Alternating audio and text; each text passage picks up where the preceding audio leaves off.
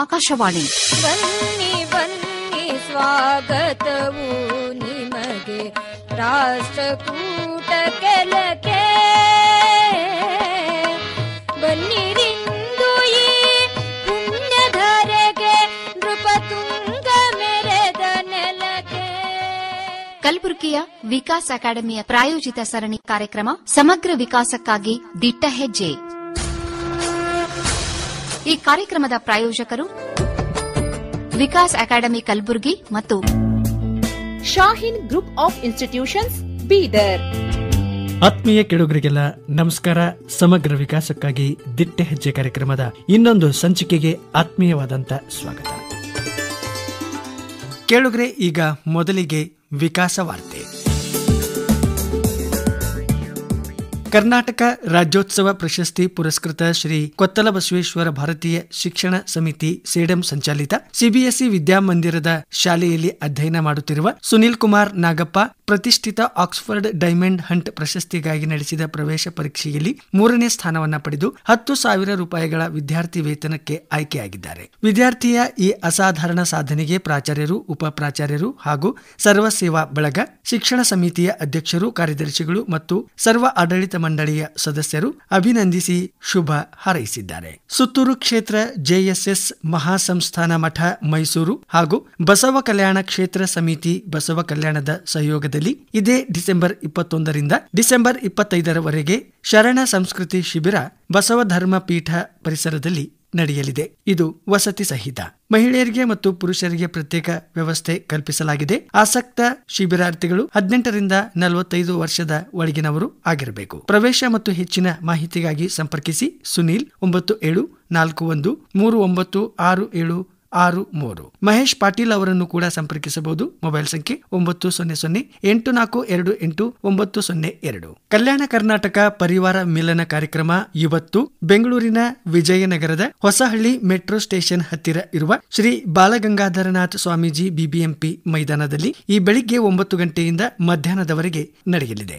ಸೇಡಂನ ಶ್ರೀ ಕೊತ್ತಲ ಬಸವೇಶ್ವರ ಭಾರತೀಯ ಶಿಕ್ಷಣ ಸಮಿತಿ, ಭಾರತ ವಿಕಾಸ ಸಂಗಮ, ವಿಕಾಸ್ ಅಕಾಡೆಮಿ ಕಲಬುರಗಿಯ ಸಹಯೋಗದಲ್ಲಿ ಈ ಕಾರ್ಯಕ್ರಮ ನಡೆಯಲಿದ್ದು, ತುಮಕೂರು ನಡುವಿನಕೆರೆ ಶ್ರೀ ಸೋಮಕಟ್ಟೆ ಕಾಡಸಿದ್ದೇಶ್ವರ ಮಠದ ಶ್ರೀಮನ್ನಿರಂಜನ ಪ್ರಣವ ಸ್ವರೂಪಿ ಡಾಕ್ಟರ್ ಕರಿ ವೃಷಭ ದೇಶಿಕೇಂದ್ರ ಶಿವಯೋಗೇಶ್ವರ ಮಹಾಸ್ವಾಮಿಗಳು ದಿವ್ಯ ಸಾನ್ನಿಧ್ಯವನ್ನ ವಹಿಸಲಿದ್ದು, ಶಟಸ್ಥಲ ಬ್ರಹ್ಮಿ ತುಮಕೂರು ಹಿರೇಮಠದ ಪೂಜ್ಯಶ್ರೀ ಶಟಸ್ಥಲ ಬ್ರಹ್ಮಿ ಶಿವಾನಂದ ಶಿವಾಚಾರ್ಯ ಸ್ವಾಮಿಗಳು ಸಾನ್ನಿಧ್ಯವನ್ನು, ಸೇಡಂನ ಶ್ರೀ ಕೊತ್ತಲ ಬಸವೇಶ್ವರ ಸಂಸ್ಥಾನದ ಪರಮ ಪೂಜ್ಯರಾದ ಶ್ರೀ ಸದಾಶಿವ ಸ್ವಾಮಿಗಳು ನೇತೃತ್ವವನ್ನು ವಹಿಸಲಿದ್ದಾರೆ. ಕಾರ್ಯಕ್ರಮವನ್ನು ಸರ್ವೋಚ್ಚ ನ್ಯಾಯಾಲಯದ ನಿವೃತ್ತ ನ್ಯಾಯಮೂರ್ತಿಗಳಾದ ಜಸ್ಟಿಸ್ ಶಿವರಾಜ್ ಪಾಟೀಲ್ ಅವರು ಉದ್ಘಾಟಿಸಲಿದ್ದಾರೆ. ನವದೆಹಲಿಯ ಭಾರತ ವಿಕಾಸ ಸಂಗಮದ ಸಂಸ್ಥಾಪಕರಾದ ಕೆಎನ್ ಗೋವಿಂದಾಚಾರ್ಯರು ಉಪಸ್ಥಿತರಿರಲಿದ್ದಾರೆ. ಶಿಕ್ಷಣ ತಜ್ಞರಾದ ಡಾಕ್ಟರ್ ಗುರುರಾಜ್ ಕರ್ಜಿಗೆ, ಆಧ್ಯಾತ್ಮ ಸಾಧಕಿ ಶ್ರೀಮತಿ ವೀಣಾ ಬನ್ನಂಜೆ, ಭಾರತ ಸ್ಕೌಟ್ಸ್ ಮತ್ತು ಗೈಡ್ಸ್ನ ರಾಜ್ಯ ಮುಖ್ಯ ಆಯುಕ್ತರಾದ ಪಿಜಿ ಸಿಂಧ್ಯಾ ಮುಖ್ಯ ಅತಿಥಿಗಳಾಗಿ ಆಗಮಿಸಲಿದ್ದಾರೆ. ಮಾಜಿ ಸಂಸದರು ಹಾಗೂ ಶ್ರೀ ಕೊತ್ತಲ ಬಸವೇಶ್ವರ ಭಾರತೀಯ ಶಿಕ್ಷಣ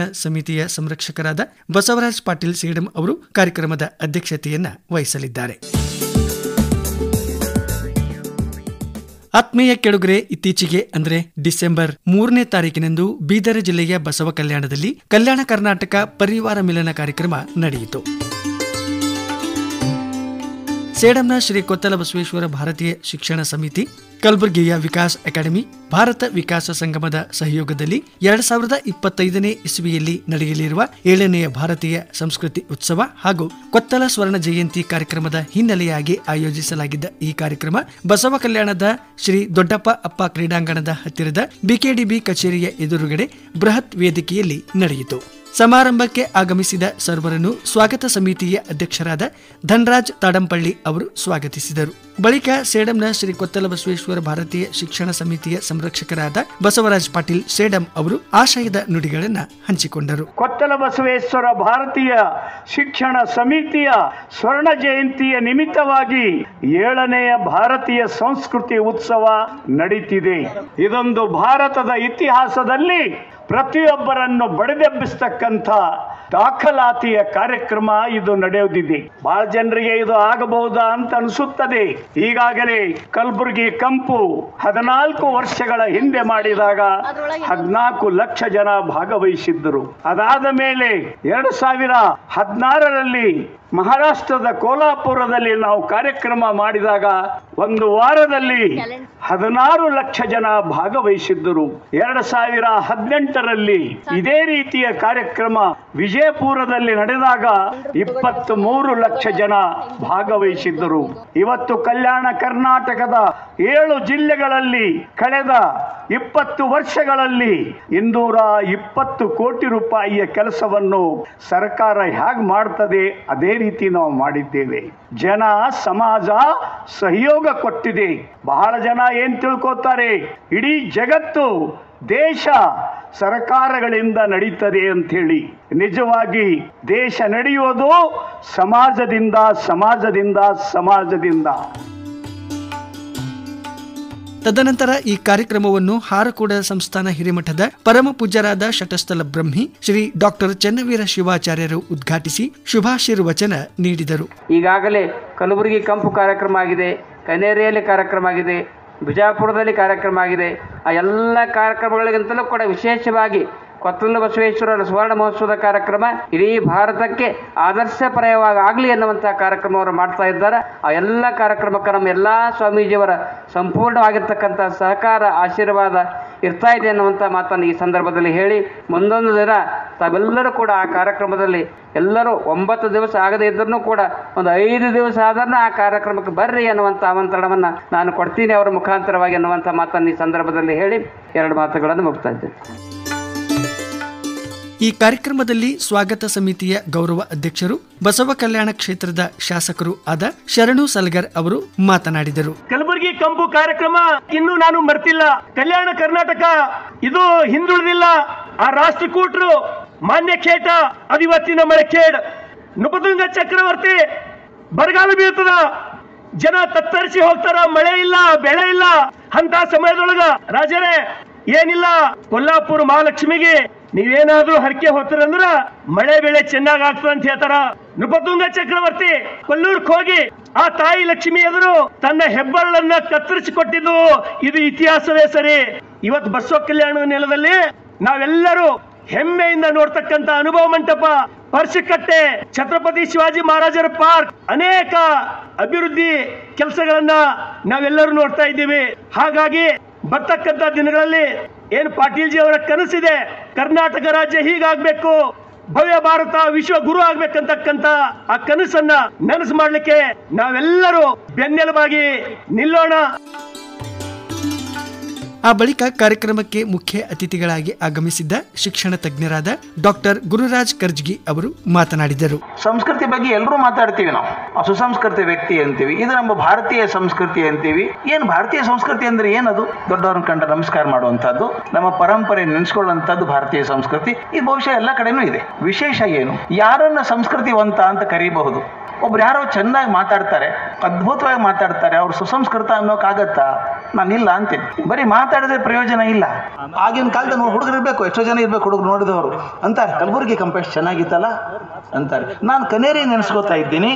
ಹಾಗೆ ನಾಳೆ ದಿವಸ ನಮ್ಮ ಸೇಡಂ ಹತ್ರ ಆಗುವಂಥ ಸಂಭ್ರಮವನ್ನು ಮಕ್ಕಳು ತಾವು ಬದುಕಿರೋವರೆಗೂ ನೆನ್ಪಿಡ್ಬೇಕು.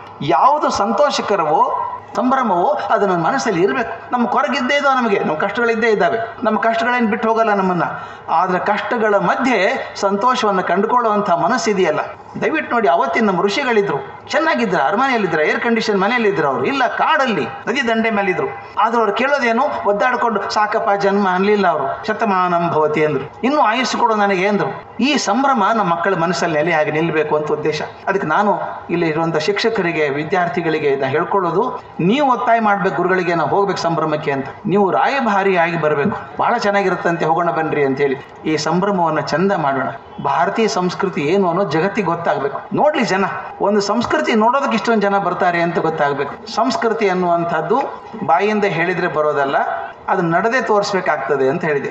ಸಂಸ್ಕೃತಿ ನಡೆದು ತೋರಿಸ್ಬೇಕಾಗತ್ತೆ. ಆಗಲೇ ಹೇಳಿದ್ದಲ್ಲ, ಭಾಷಣ ಮಾಡಿದ್ರಲ್ಲ ಸಂಸ್ಕೃತಿ ಅಂತ. ಅದರಿಂದ ಏನೇನು ಕಂಡಿದ್ದೇವೋ, ಏನೇನು ಕೇಳಿದ್ದೇವೋ ಅದನ್ನು ಅರಗಿಸಿಕೊಂಡು ಸ್ವಲ್ಪವಾದರೂ ನನ್ನ ಮನಸ್ಸಿನಲ್ಲಿ ಪರಿಣಾಮ ಆಗೋದಾದರೆ, ನನ್ನ ಮನಸ್ಸಿನಲ್ಲಿ ಚಿಂತನೆ ಬದಲಾಗೋದಾದರೆ ಉತ್ಸವ ಸಾರ್ಥಕ ಆಗ್ತದೆ. ಈ ಉತ್ಸವಗಳು ಎಷ್ಟು ನಡೀತಾವಲ್ಲ ಅಷ್ಟು ಮನಸ್ಸುಗಳನ್ನು ಪರಿವರ್ತನೆ ಮಾಡ್ತವೆ. ತದನಂತರ ಕಾರ್ಯಕ್ರಮದ ಇನ್ನೋರ್ವ ಮುಖ್ಯ ಅತಿಥಿ ಬಸವ ಕಲ್ಯಾಣದ ಹರಳಯ್ಯನವರ ಗವಿಯ ಪೂಜ್ಯ ಶ್ರೀ ಡಾಕ್ಟರ್ ಗಂಗಾಂಬಿಕಾ ಅಕ್ಕನವರು ತಮ್ಮ ಆಶೀರ್ವಚನ ನೀಡಿದರು. ಶಾಸ್ತ್ರಗಳಲ್ಲಿ ತಪವೆಂದರೆ ಅರ್ಜಿಸಿದ ಜ್ಞಾನವನ್ನು ಹಂಚಿಕೊಳ್ಳೋದಕ್ಕೆ ಹೇಳ್ತಾ ಇದ್ದಾರೆ. ವಚನದಲ್ಲಿಯೂ ಕೂಡ ಅರ್ಜಿಸಿದ ಜ್ಞಾನ ಜಂಗಮವಾದಾಗ ಮಾತ್ರ ಅದು ಪೂರ್ಣ ಜ್ಞಾನವಾಗ್ತಾ ಇದೆ. ಈ ದೇಶ ತನ್ನ ಸಭ್ಯತೆಯನ್ನು ಕಳೆದುಕೊಂಡು ಕತ್ತಲೆಯ ಕರಾಳ ರಾತ್ರಿಯಲ್ಲಿ ಮುಳುಗಿದಾಗ 12ನೇ ಶತಮಾನದಲ್ಲಿ ಬಸವಣ್ಣನವರು ಆಧ್ಯಾತ್ಮಿಕ, ಧಾರ್ಮಿಕ ಹಾಗೂ ರಾಜಕೀಯ ಕ್ರಾಂತಿ ಮಾಡಿ ಪಸರಿಸಿದ ಅಂಧಕಾರದ ವಿರುದ್ಧ ಯುದ್ಧ ಮಾಡಲು ಜ್ಞಾನದ ದಿವಿಟಿಗೆಯನ್ನು ಎತ್ತಿಕೊಂಡು ನಮ್ಮ ಸಂಸ್ಕೃತಿ ಮತ್ತು ಸಮಾಜದ ರಕ್ಷಣೆಗಾಗಿ 1,96,000 ವೀರ ಶರಣರ ಸೈನ್ಯ ಕಟ್ಟಿದ ಪವಿತ್ರ ಭೂಮಿ ಈ ಬಸವ ಕಲ್ಯಾಣವಾಗಿದೆ. ಈ ಮುಂದೆ 25ರಲ್ಲಿ ನಡೀತಕ್ಕಂಥ ಈ ಒಂದು ಸ್ವರ್ಣ ಜಯಂತಿ ಕಾರ್ಯಕ್ರಮಕ್ಕೆ ತಾವೆಲ್ಲರೂ ಕೂಡ ಆಗಮಿಸಬೇಕು. ಆ ಕಾರ್ಯಕ್ರಮದಲ್ಲಿ ನಾವು ಕೂಡ ಭಾಗವಹಿಸ್ತಾ ಇದ್ದೀವಿ ಅಂತ ಹೇಳಿ ನನ್ನ 2 ಮಾತುಗಳಿಗೆ ಮಂಗಲ್ ಮಾಡ್ತೇವೆ. ಈ ಸಮಾರಂಭದಲ್ಲಿ ಪಾವನ ಸಾನ್ನಿಧ್ಯವನ್ನು ವಹಿಸಿದ್ದ ಭಾಲ್ಕಿ ಹಿರೇಮಠ ಸಂಸ್ಥಾನದ ಪರಮ ಪೂಜ್ಯ ಶ್ರೀ ಡಾಕ್ಟರ್ ಬಸವಲಿಂಗ ಪಟ್ಟದ್ದೇವರು ತಮ್ಮ ದಿವ್ಯ ಆಶೀರ್ವಚನ ನೀಡಿದರು. ನಮ್ಮಲ್ಲಿ ಪುಸ್ತಕ ಖರೀದಿ ಮಾಡೋದು ಬಹಳ ಕಡಿಮೆ ಅದ. ಏನೇನೋ ಖರೀದಿ ಮಾಡ್ತೇವೆ. ಬಟ್ಟೆ ದುಕಾನ್ಗೆ ಹೋದ್ರೆ 10,000 ಬಿಲ್ ಆಯ್ತದ. ಪುಸ್ತಕ ಅಂಗಡಿಗೆ ಹೋದ್ರೆ ₹100 ಪುಸ್ತಕ ತಗೋಬೇಕಾದ್ರೆ ಹಿಂಗ್ ನೋಡಿ ಅಲ್ಲೇ ಇಟ್ಟು ಹೋಗ್ತಾರೆ. ಹಂಗ್ ಮಾಡಬೇಡ್ರಿ. ಯಾಕಂದ್ರೆ ಇಂಥ ದಿನದಲ್ಲಿ ಮನೆಯಲ್ಲಿ ಪುತ್ರೋತ್ಸವ ನಡಿಬೇಕಂತ, ಇಂಥ ಕಾರ್ಯಕ್ರಮದಲ್ಲಿ ಪುಸ್ತಕೋತ್ಸವ ನಡಿಬೇಕಂತ ಇನ್ನೊಬ್ರಿಗೆ ಗಿಫ್ಟ್ ಕೊಡ್ರಿ. ಮದ್ವೆದಾಗ ಈಗ ತೆಮ್ಗಿ ಕೊಡು, ಗಂಗಾಳ ಕೊಡು, ಬಕೆಟ್ ಕೊಡು, ಕೊಡ ಕೊಡು ಮಾಡ್ತಿರ್ತಾರ. ಈಗ ಎಲ್ಲರ ಮನ್ಯಾಗ ಕೊಡ ಬಕೆಟ್ ಸಾಕಷ್ಟಾಗ ಅವರಿಗೆ ಇಡ್ಲಕ್ ಜಾಗ ಇಲ್ದಂಗ ಆಗ್ಯದ. ಒಂದ್ ಕಾಲ ಇತ್ತು, ಅದು ಅಪರೂಪ ಅನಿಸ್ತಿತ್ತು. ಈಗ ಅದು ಇಲ್ಲ. ಅದಕ್ಕೆ ಈಗ ಅವು ಏನೂ ಕೊಡಬೇಡ್ರಿ. ಅವ್ರ ಮನಸ್ಸು ಮತ್ತು ಮನೆ ಎಲ್ಲ ಬೆಳಗುವಂತ ಪುಸ್ತಕ ಅವ್ರಿಗೆ ಕೊಟ್ರ ಅದು ಬೆಳಗ್ತದ. ಅಂತ ಪುಸ್ತಕಗಳನ್ನ ಗಿಫ್ಟ್ ಕೊಡುವಂತ ಒಂದು ಪರಿಪಾಠ ನೀವೆಲ್ಲ ಹಾಕೊಳ್ರಿ ಅಂತ ಹೇಳಿ ಮತ್ತೊಮ್ಮೆ ಸರ್ವರಿಗೂ ಶರಣಾರ್ಥಿಯನ್ನು ಅರ್ಪಿಸಿ ಓಂ ಶ್ರೀ ಗುರು ಬಸವಲಿಂಗಾಯ ನಮಃ. ಬಳಿಕ ದಿವ್ಯ ಸಾನ್ನಿಧ್ಯ ವಹಿಸಿದ್ದ ಇನ್ನೋರ್ವ ಪೂಜ್ಯರಾದ ಹೊಸಕೋಟೆ ಹಾಲ್ಕೆರೆ ಜಗದ್ಗುರು ಕೊಟ್ಟೂರು ಸ್ವಾಮಿ ಸಂಸ್ಥಾನ ಮಠದ ಪೂಜ್ಯ ಶ್ರೀ ಶ್ರೀಮನ್ ಮಹಾರಾಜ ನಿರಂಜನ ಜಗದ್ಗುರು ಕೊಟ್ಟೂರು ಬಸವಲಿಂಗ ಮಹಾಸ್ವಾಮಿಗಳು ತಮ್ಮ ಆಶೀರ್ವಚನ ನೀಡಿದರು. ಈ ಒಂದು ಭಾರತೀಯ ಸಂಸ್ಕೃತಿ ಉತ್ಸವದಿಂದ ನಾನು ಇಷ್ಟ ತಿಳ್ಕೊಂಡಿರ್ತಕ್ಕಂಥದ್ದೇನು ಅಂತಂದ್ರೆ, ಈ ಭಾರತೀಯ ಸಂಸ್ಕೃತಿ ಉತ್ಸವಕ್ಕೆ ಬಂದ್ರು ಅಂತಂದ್ರೆ ಆ ಮಕ್ಕಳು ನಮ್ಮ ನಾಯಕ, ಈ ಸಿನಿಮಾ ನಟರಲ್ಲ, ನಮ್ಮ ನಾಯಕ ನಮ್ಮ ಕಾಯಕ ಅಂತಕ್ಕಂತಹ ಒಂದು ಮಹತ್ವವಾದಂತಹ ಸಂದೇಶವನ್ನ ಇಂದಿನ ಯುವಕರು ಪಡ್ಕೊಳ್ತಾರೆ. ಆ ಕಾರಣದಿಂದ ಸಾಧ್ಯವಾದಷ್ಟು ನಾವೆಲ್ಲರೂ ಸಹ ಈ ಬರುವ ಒಂದು 2025 ಜನವರಿ 29ರಿಂದ ಫೆಬ್ರವರಿ 6ರವರೆಗೆ ನಡೀತಕ್ಕಂತಹ ಕಾರ್ಯಕ್ರಮದೊಳಗೆ ನಾವೆಲ್ಲರೂ ಹೆಚ್ಚಿನ ಸಂಖ್ಯೆಯೊಳಗೆ ಭಾಗವಹಿಸಿ ಅದರ ಸದುಪಯೋಗವನ್ನ ಮಕ್ಕಳಿಗೆ ಕೊಡೋಣ. ನಾವು ಮಕ್ಕಳಿಗೆ ಏನು ಆಸ್ತಿ ಮಾಡ್ತೇವೆ ಅನ್ನೋದು ಮುಖ್ಯ ಅಲ್ಲ, ಮಕ್ಕಳನ್ನ ಆಸ್ತಿ ಮಾಡಬೇಕಾಗಿದೆ. ಮಕ್ಕಳಿಗೆ ಆರೋಗ್ಯದ ಬಗ್ಗೆ ಕಲ್ಪನೆ ಕೊಡಬೇಕಾಗಿದೆ. ಮಕ್ಕಳಿಗೆ ನೆಲದ ಒಂದು ಜೀವಂತಿಕೆಯನ್ನು ಉಳಿಸಬೇಕಾಗಿರ್ತಕ್ಕಂತಹ ಪರಿಕಲ್ಪನೆಯನ್ನು ಕೊಡಬೇಕಾಗಿದೆ.